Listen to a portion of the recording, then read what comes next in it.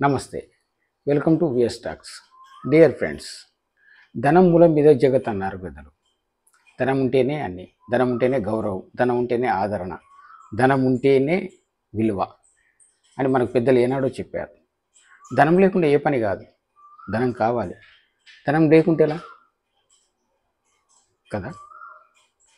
కానీ ఆ ధనం కోసం మరి మనం ఏం చేయాలి?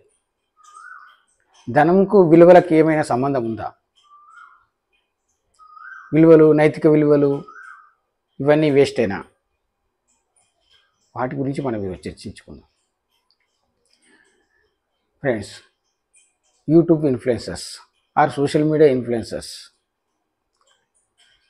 వీళ్ళకి లక్షల మందిలో ఫాలోవర్స్ ఉంటారు. వీళ్ళు చేసే వీడియోలు వాళ్ళకి ఎంతో నచ్చుతాయి.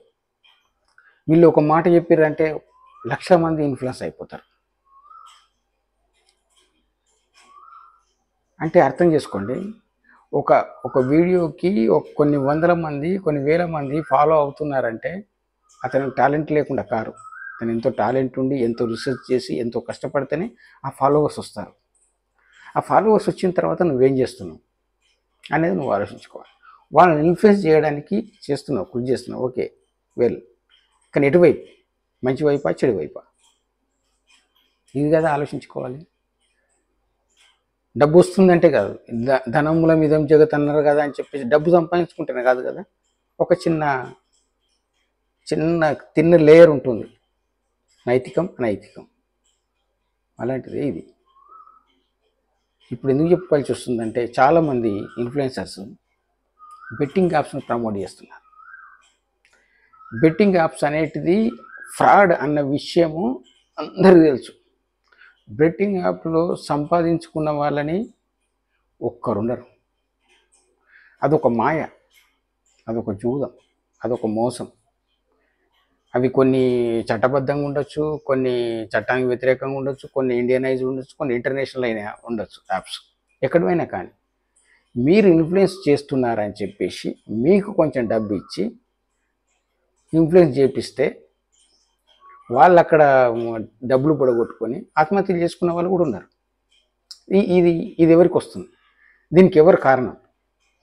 చట్ట ప్రకారం చూస్తే ఎవరు కారణం కాదు. ఎందుకంటే మేము డిస్క్లైమర్ వేస్తున్నాము, మేము ముందే అన్ని చెప్తున్నాము అని చెప్పి తప్పించుకోవడానికి లేదు. ఎప్పుడు నీలో నైతికత ఉన్నప్పుడు, నైతికత లేనప్పుడు ఎస్ యు ఆర్ రైట్, చట్ట ప్రకారమే చేస్తున్నావు. సోషల్ మీడియాలో ఏ చెప్తుందో, ఏది జరుగుతుందో అదే చేస్తున్నావు. దానికి నీకు అబ్జెక్షన్ లేదు. ఎందుకంటే నీకు తెలియనప్పుడు, చట్టం ప్రకారం పోతా అనుకున్నప్పుడు ఇంకా దానికి ఎవరేం చేయలేరు. కానీ మన మీద ఇన్ఫ్లుయెన్సర్గా మన మీద బాధ్యత ఉంది, అది గుర్తించాలి. కన్నడ కంఠీరవ రాజ్ కుమార్ కో లేకుంటే ఎంజి రామచంద్రన్, ఎవరో ఈ రెండు పేర్లు మీరు కామెంట్ రూపకంగా చెప్పండి. వాళ్ళు కనీసం తెర మీద సిగరెట్ కూడా తాగపోయేవాళ్ళట.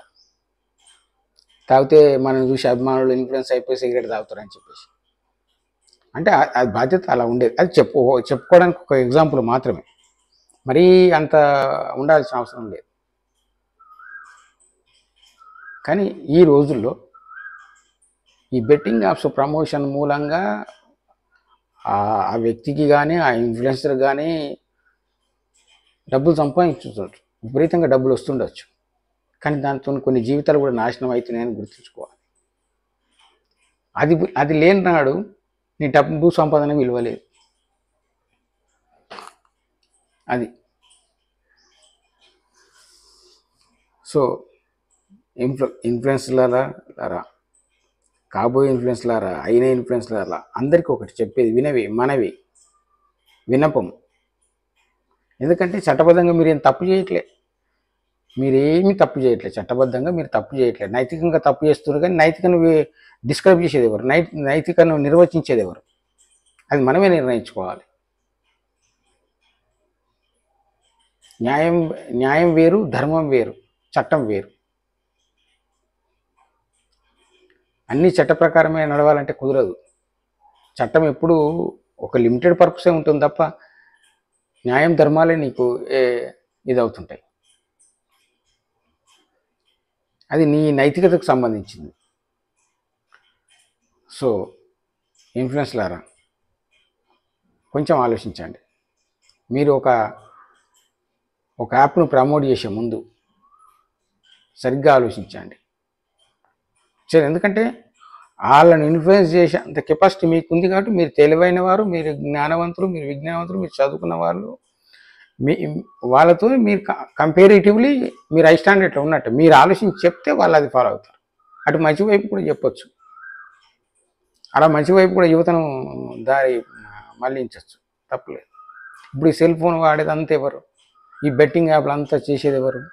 17 to 25. వీళ్ళకి తెలియదు మీ ప్రపంచ లోకంలో ఏమవుతుంది అనేది ఒక ఐడియా ఉండదు. మీరు చెప్పగానే నమ్మిస్తారు, ఎందుకంటే మీ ఫాలోవర్స్ వాళ్ళు మిమ్మల్ని ఆదర్శంగా తీసుకుంటున్నారు కాబట్టి మీరు చెప్తే అది కరెక్టే అనుకుంటారు వాళ్ళు. అలాంటివి కాకుండా ఇప్పుడు ఇన్ని రోజులు పోయిన నోళ్ళే ఇప్పుడు మీతోని మిమ్మల్ని తిడుతున్నారు, ఆ ఫాలోవర్సే మిమ్మల్ని అసహించుకుంటున్నారు. అదెంత బాధ, అదెంత నష్టం, ఎంత ఘోరం, అది ఆలోచించుకోండి. ఒకనాడు పొగిడిన నోరులే ఇప్పుడు తిడుతున్నాయంటే మన డబ్బు ఉండి వేస్ట్. సో ఈ విషయాన్ని సోషల్ మీడియా ఇన్ఫ్లుయెన్సర్స్ పరిగణలోకి తీసుకొని ఇక ముందైనా ఇలాంటి యాప్లను ప్రమోషన్ చేసే ముందు ఆలోచించి చేస్తారని, డిస్క్లైమర్ వేసామా అని చెప్పేసి అవి చట్టబద్ధమే